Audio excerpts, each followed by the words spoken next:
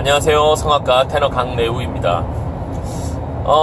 구조 얘기를 계속 하고 있는데요. 우리가 그 목욕탕에 갔을 때 소리가 잘 울리는 이야기 했죠. 그 이유는 이 소리라는 것은 공기를 통해서 파장으로 전달이 되는 거거든요. 그러니까 제가 여기서 지금 소리를 내면 앞으로만 가는 것이 아니라 이 180도 뒤로도 전방위적으로 소리가 이렇게 공기가 통하는 곳이라면 어디든지 전달이 되게 돼 있어요. 그 전달된 소리가 벽이라는 딱딱하고 매끈한 면에 부딪혔을 때 그 소리는 반사가 돼서 다시 파장이 전달이 돼요. 쉽게 생각하면 연못에 이렇게 돌을 던졌을 때 물결을 타고 파장이 전달되는 것을 생각하면 똑같다고 생각을 하시면 됩니다.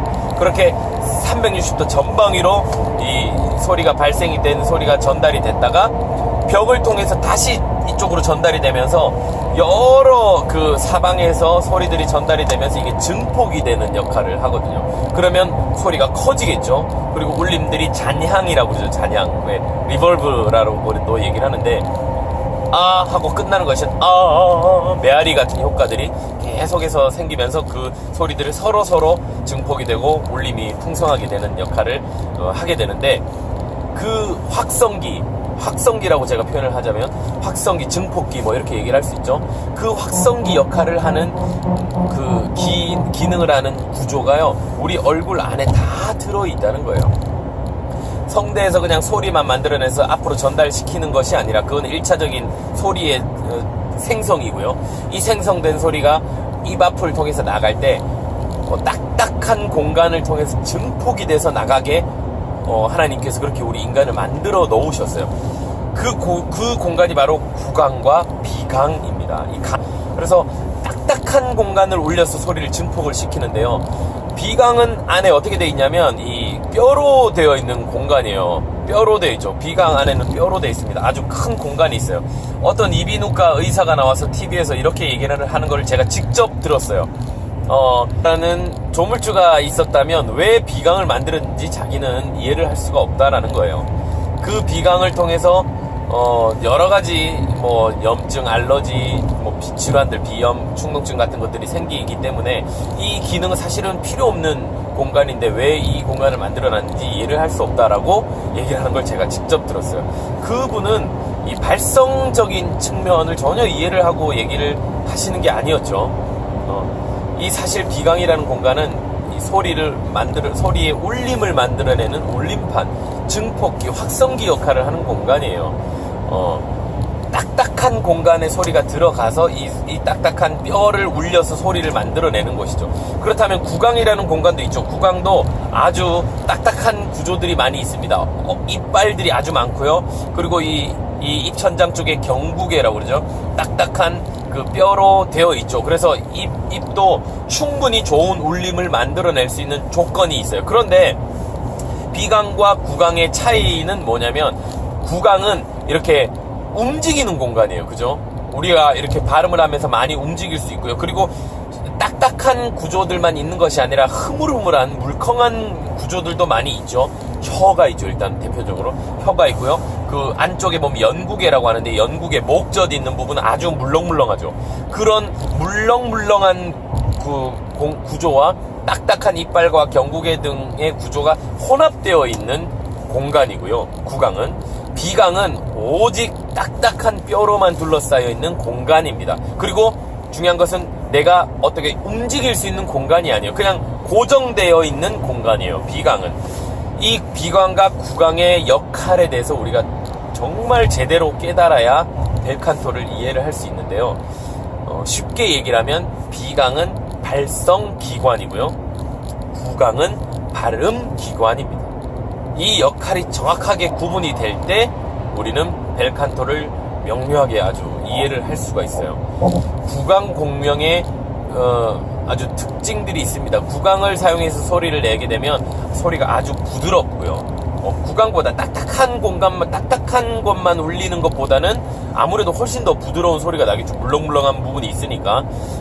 부드러우면서도 이 구강은 내가 원하는 거에 따라서 아주 그 크기를 크게 할 수도 있기 때문에 더 우렁찬 소리를 낼 수도 있어요. 그리고 나가는 이 입구 자체가 구멍 자체, 문 자체가 아주 넓잖아요. 입이 그 입구죠. 이 입을 통해서 입을 이만큼 열면 소리가 아주 크게 전달이 되겠죠. 제가 그냥 입만으로 구강만 가지고 그냥 소리를 내는 거예요. 입을 최대한 크게 열어서 하고 소리를 내면 엄청나게 큰 소리를 낼 수 있습니다. 그런데요, 이 소리는요, 밖에 못하는 거예요. 우라는 발음, 이라는 발음을 어떻게 이렇게 내겠어요? 왜냐면 우라는 발음 자체는 원래 우는 이렇게 입 모양 자체가 우는 아주 좁거든요. 우를 하면 볼륨 자체가 너무나 차이가 많이 나고요. 그래서 우리가 노래할 때 큰 소리를 자꾸 구강을 쓰게 되면 큰 소리를 자꾸 내게 된다고 그랬잖아요. 그래서 큰 소리를 내다 보니까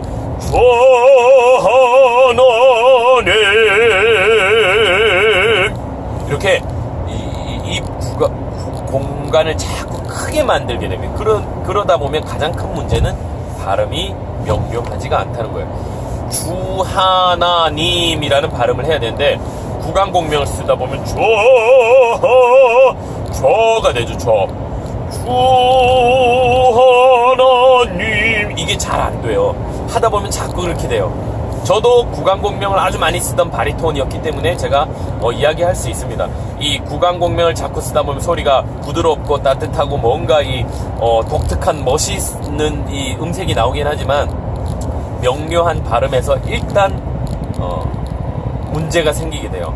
그래서 늘 우리가 상기해야 될 것은 벨칸토의 가장 근본적인 목표, 가장 멀리 가장 명료한 소리를 내야 되는데 이 두 번째 가장 명료한 소리에서 이 구강 공명에는 맞지가 않는 거예요.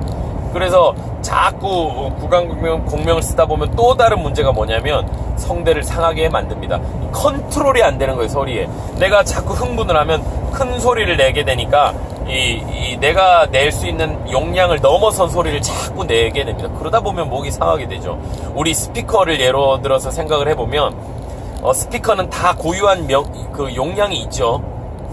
그 용량을 넘어선 압력을 그 소리를 자꾸 이렇게 송출을 하다 보면 스피커가 어떻게 돼요? 찢어지죠. 지직 거리는 소리 이해하시죠? 노래방에서 우리가 마이크 잡고 노래하는데 너무 큰 소리를 마이크에다 대고 내면 스피커가 용량이 한계가 있으니까 그 소리를 넘어서 터진다라고 표현을 하는데 스피커가 터진다거나 막 찢어진다거나 이런 소리가 납니다. 그래서 중간에 뭘 걸어 놓냐면 컴프레서라는 압축기를 걸게 돼요. 이 압축기는요, 들어가는 소리가 아무리 커도 그 스피커의 용량에 맞게 소리를 압축시키는 역할을 합니다. 그 역할이 우리 입에서 생각을 하면 입술이라고 생각을 해보면 돼요. 그래서 아까 제가 들려드렸던 것처럼 입을 최대한 크게 벌리고 소리를 내가 할 수 있는 최대한 소리를 호흡을 통해서 소리를 쫙 그냥 던져버리면 성대가 한순간에 3초 만에 성대가 상할 수도 있어요. 그런데 하는 소리를 하고 크게 내버리면 성대가 상하는데요. 이 입을 최대한 좁혀서 이 나가는 소리의 양을 줄여 놓으면요 성대가 거의 상하지 않아요. 예를 들어서 우라는 입술을 가지고 제가 최대한 소리를 크게 낸다 해도 우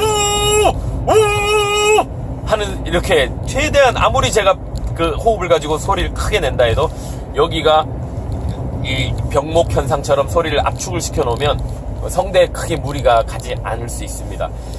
그 이야기는요, 반대로 내가 입을 벌리면 성대가 상한다라는 얘기예요. 구강에 의존한 소리는 이렇게 위험이 있다는 겁니다.